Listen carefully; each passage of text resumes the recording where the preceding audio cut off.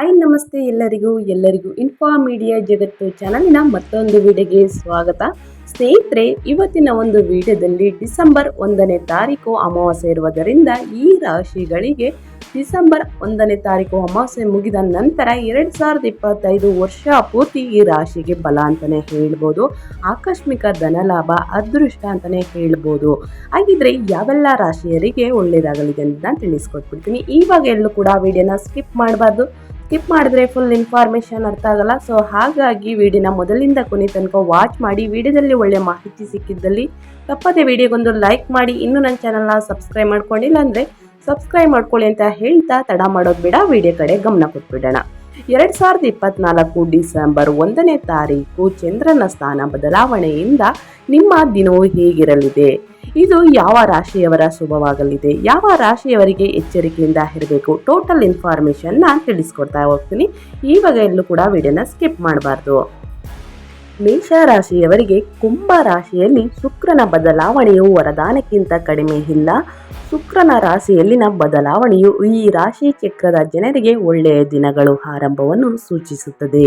ಮೇಷ ರಾಶಿಯವರಿಗೆ ಈ ಸಂಚಾರವು ಲಾಭ ಮತ್ತು ಆದಾಯವಾಗಿರುತ್ತದೆ. ಅಂತಹ ಪರಿಸ್ಥಿತಿಯಲ್ಲಿ ಈ ರಾಶಿ ಚಕ್ರ ಚಿಹ್ನೆಯ ಜನರಿಗೆ ಆರ್ಥಿಕ ಲಾಭದ ಸಾಧ್ಯತೆಗಳಿವೆ. ಉದ್ಯೋಗದಲ್ಲಿ ಬಡ್ತಿ ಮತ್ತು ಆರ್ಥಿಕ ಪರಿಸ್ಥಿತಿಯಲ್ಲಿ ಬದಲಾವಣೆ ಇರುತ್ತದೆ. ವ್ಯಾಪಾರಸ್ಥರಿಗೆ ಹೆಚ್ಚಿನ ಲಾಭವಿರುತ್ತದೆ. ಹೊಸ ವ್ಯವಹಾರಕ್ಕಾಗಿ ಕೆಲಸ ಮಾಡುವವರಿಗೆ ದಿನವು ತುಂಬ ಶುಭವಾಗಿರುತ್ತದೆ ಅಂತಲೇ ಹೇಳ್ಬೋದು. ಈ ರಾಶಿಯವರಿಗೆ ಧನಲಾಭ ಹೆಚ್ಚು ಅಂತಲೇ ಹೇಳ್ಬೋದು. 2025 ವರ್ಷ ಪೂರ್ತಿ ಅತಿಯಾಗಿ ಧನಲಾಭ ನೋಡ್ತಾರೆ. ಆಕಸ್ಮಿಕ ಧನಲಾಭ ಅಂದರೆ ತಪ್ಪಾಗೋದಿಲ್ಲ ಅಂತಲೇ ಹೇಳ್ಬೋದು. ದಿನಗಳು ತುಂಬಾ ಚೆನ್ನಾಗಿರುತ್ತೆ ಅಂತ ಹೇಳ್ತಾ ಮುಂದಿನ ರಾಶಿ ಬಂದು ಕುಂಭರಾಶಿಯವರಿಗೆ ಜನರು ಅನಿರೀಕ್ಷಿತ ಆರ್ಥಿಕ ಲಾಭಗಳನ್ನು ಪಡೆಯುತ್ತಾರೆ ಮತ್ತು ಸಾಲ ವಸೂಲಾತಿ ಸಾಲಗಳು ಅಥವಾ ಸಾಂಪ್ರದಾಯಿಕವಲ್ಲದ ಆದಾಯದಲ್ಲಿ ಸಹಾಯ ಪಡೆಯಬಹುದು. ನಿಮ್ಮ ಸಂಗಾತಿ ಅಥವಾ ಪ್ರೀತಿ ಪಾತ್ರರೊಂದಿಗೆ ಪ್ರಯಾಣಿಸುವ ಅವಕಾಶವನ್ನು ನೀವು ಪಡೆಯುತ್ತೀರಿ.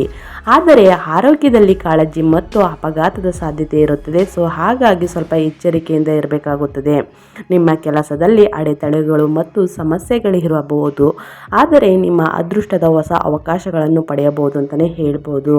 ನಿಮ್ಮ ಅದೃಷ್ಟ ಸಂಖ್ಯೆ ಬಂದು 63 ಸ್ನೇಹಿತರೆ. ಸೊ ಎಚ್ಚರಿಕೆಯಿಂದ ಅಮಾವಾಸ್ಯೆ ಮುಗಿದ ನಂತರ ಇರಬೇಕಾಗುತ್ತದೆ ಅಂತ ತಿಳಿಸ್ಕೊಡ್ತಾ ಇದ್ದೀನಿ. ಇನ್ನು ಮುಂದಿನ ರಾಶಿ ಬಗ್ಗೆ ತಿಳಿಸೋದಾದರೆ ಮಕರ ರಾಶಿಯವರಿಗೆ ಕುಂಭ ರಾಶಿಯಲ್ಲಿ ಶುಕ್ರನ ಸಂಚಾರ ಮತ್ತು ಸಂಪತ್ತು ಮತ್ತು ಸಂತೋಷವನ್ನು ತರುತ್ತದೆ.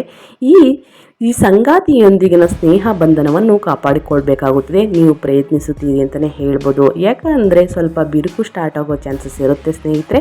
ಆಗ ಸ್ನೇಹ ಬಂಧನವನ್ನು ಕಾಪಾಡಿಕೊಳ್ಳುವುದು ನಿಮ್ಮ ಕರ್ತವ್ಯ ಅಂತಲೇ ಹೇಳ್ಬೋದು. ಆದರೆ ಅನಗತ್ಯ ಭಿನ್ನಾಭಿಪ್ರಾಯಗಳು ಹೆಚ್ಚಾಗುತ್ತವೆ. ಕಳೆದ ಕೆಲವು ದಿನಗಳಿಂದ ಅತ್ತೆ ಮಾವಂದಿರ ಜೊತೆ ನಡೆಯುತ್ತಿದ್ದ ವಿವಾದ ಅಂತ್ಯವಾಗಬಹುದು. ಬಯಕೆಯ ಕೆಲಸದಲ್ಲಿ ಕಡಿಮೆ ತೊಂದರೆ ಮತ್ತು ಗೊಂದಲ ಇರುತ್ತದೆ. ಇನ್ನು ಮುಂದಿನ ರಾಶಿ ಬಗ್ಗೆ ಹೇಳೋದಾದರೆ ಸ್ನೇಹಿತರೆ, ಮುಂದಿನ ರಾಶಿ ಬಂದು ತುಲಾರಾಶಿಯವರಿಗೆ. ತುಲಾರಾಶಿಯ ಜನರಿಗೆ ಏನೆಲ್ಲ ಲಾಭ ತರಲಿದೆ ಅನ್ನೋದನ್ನ ತಿಳಿಸ್ಕೊಡ್ತೀನಿ. ಕುಂಭ ರಾಶಿಯಲ್ಲಿ ಶುಕ್ರನ ಸಂಕ್ರಮಣವು ನಿಮಗೆ ಮಂಗಳಕರ ಮತ್ತು ಲಾಭದಾಯಕವಾಗಿರುತ್ತದೆ, ಆದರೆ ಪ್ರೀತಿಯಲ್ಲಿನ ಹೆಚ್ಚಿನ ಅಸಮಾಧಾನವನ್ನು ನೀಡುತ್ತದೆ. ಭೂಮಿ, ಮನೆ, ವಾಹನಕ್ಕೆ ಸಂಬಂಧಿಸಿದ ಕೆಲಸ ಇರುತ್ತದೆ. ತಾಯಿಯೊಂದಿಗಿನ ಸಂಬಂಧವು ಮಧುರವಾಗಿರುತ್ತದೆ. ಹೃದಯದಲ್ಲಿ ಸಂತೋಷ ಮತ್ತು ಮಾನಸಿಕ ಶಾಂತಿ ಇರುತ್ತದೆ. ಈಗಿನ ಸಮಯವನ್ನು ತಾಳ್ಮೆಯಿಂದ ತೆಗೆದುಕೊಳ್ಳಿ. ಸರ್ಕಾರಿ ಉದ್ಯೋಗ ಅಥವಾ ವ್ಯಾಪಾರಸ್ಥರಿಗೆ ಅತಿಯಾದ ಲಾಭ ಅಂತಲೇ ಹೇಳ್ಬೋದು.